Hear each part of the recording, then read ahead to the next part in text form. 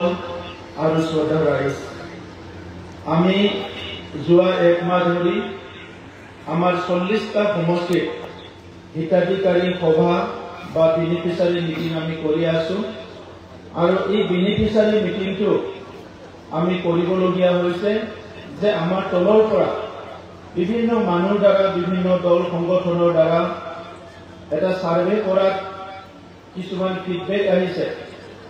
এই ফিডবেকটো হৈছে কি ভাৰত চৰকাৰ, অসম চৰকাৰ আৰু কাউন্সিল চৰকাৰৰ বহুতখিনি আঁচনি আছে।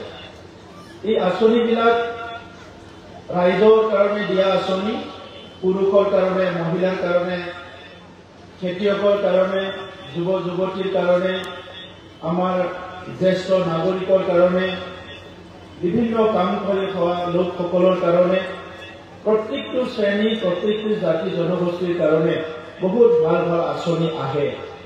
এই আঁচনিবিলাক সঠিকভাৱে ৰূপায়ণ নহলে, এই আঁচনিটো যি উদ্দেশ্য লৈ ইয়াৰ নীতি নিৰ্ধাৰণ কৰা হৈছিলে এইটো বাস্তৱত আমি ইয়াৰ সফলতাটো পাব নোৱাৰো।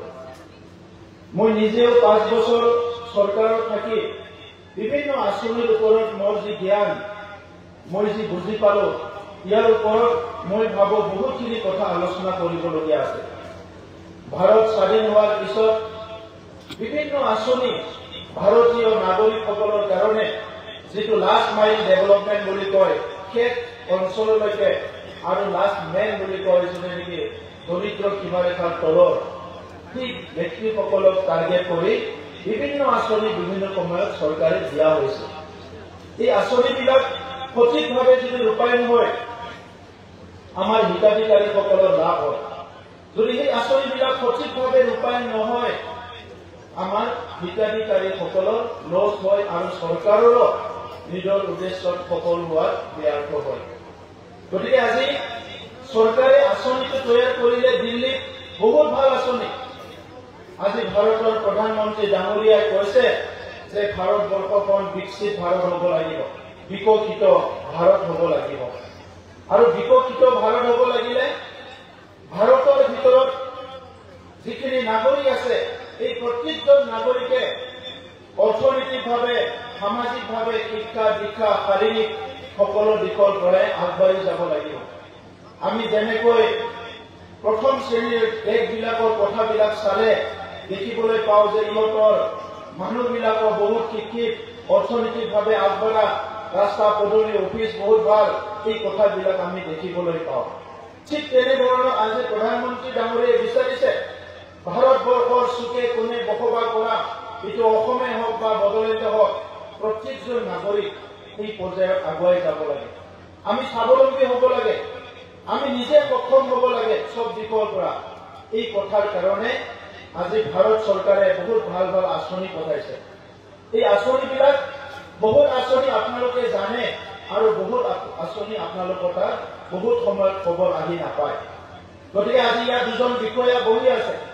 এই বিষয়াসকলক এইকাৰণে ৰাখিছো যে এই কামখিনি তেখেতসকলে যিমান দিন এজন বিষয়া হিচাপে, বিডিঅ হিচাপে থাকে, পিডি হিচাপে থাকে, এই প্ৰত্যেকটো আঁচনিটো আমাৰ গ্ৰাছৰুটত, গ্ৰাম্য অঞ্চলৰ ৰাইজৰ ওচৰলৈ লৈ যোৱাটো আমাৰ চৰকাৰৰ দায়িত্ব। বিভিন্ন কাৰণত বিষয়াসকলক কেতিয়াবা কেতিয়াবা এই আঁচনিবিলাক আমাৰ ৰাইজৰ ওচৰলৈ লৈ যাব নোৱাৰে বা অলপ অলপ তেখেতসকলৰ কি হয় বিভিন্ন সমস্যাৰ কাৰণে সফলভাৱে এইটো কি কৰিব নোৱাৰে, প্ৰচাৰ কৰিব নোৱাৰে। আৰু ইয়াৰ কাৰণে আজি 1947 চনৰ পৰা 2025 চনলৈকে চাই বহুত কোটি লাখ লাখ কোটি টকাৰ আঁচনি আমাৰ অঞ্চলবিলাকত ভাৰতৰ নাগৰিকসকলৰ কাৰণে দিয়া হৈছে। কিন্তু আমাৰ বিভিন্ন অঞ্চলত আমি কোনো পৰিৱৰ্তন বা ডিফাৰেন্স আমি দেখিবলৈ পোৱা নাই।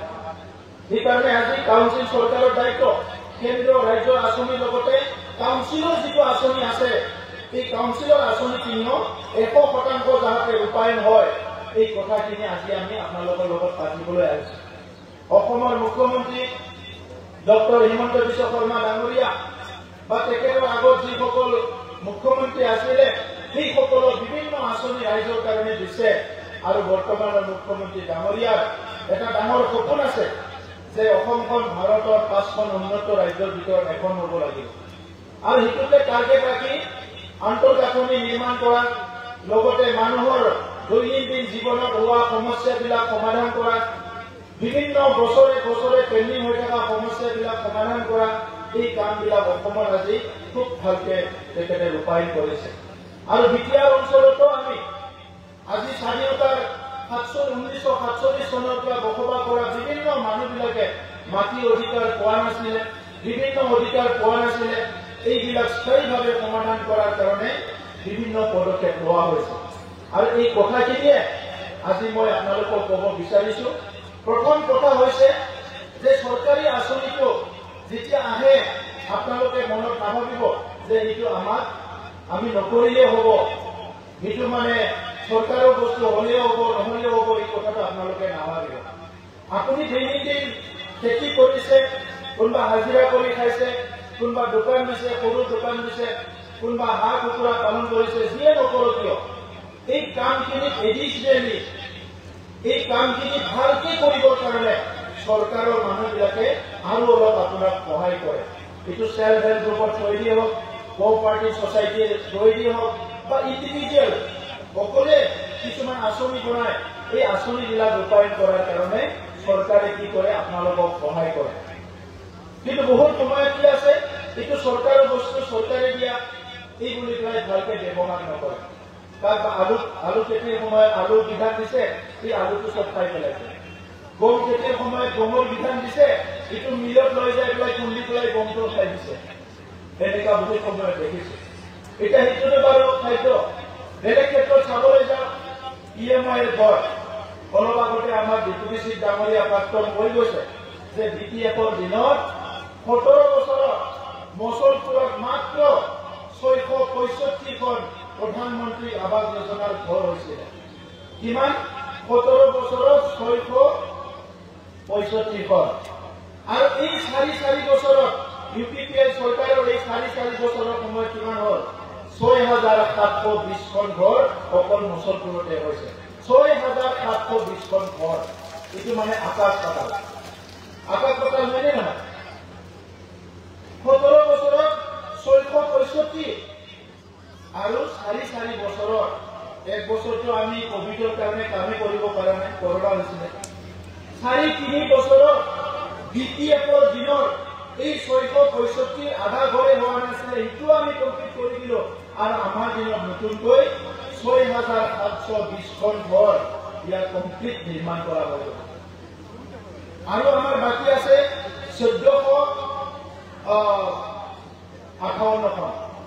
এই 1458 ঘৰ নিৰ্মাণ হোৱাৰ লগে লগে আমাৰ প্ৰায় 8000 ঘৰ অকল মচলপুৰ সমষ্টিত নিৰ্মাণ হৈ যাব।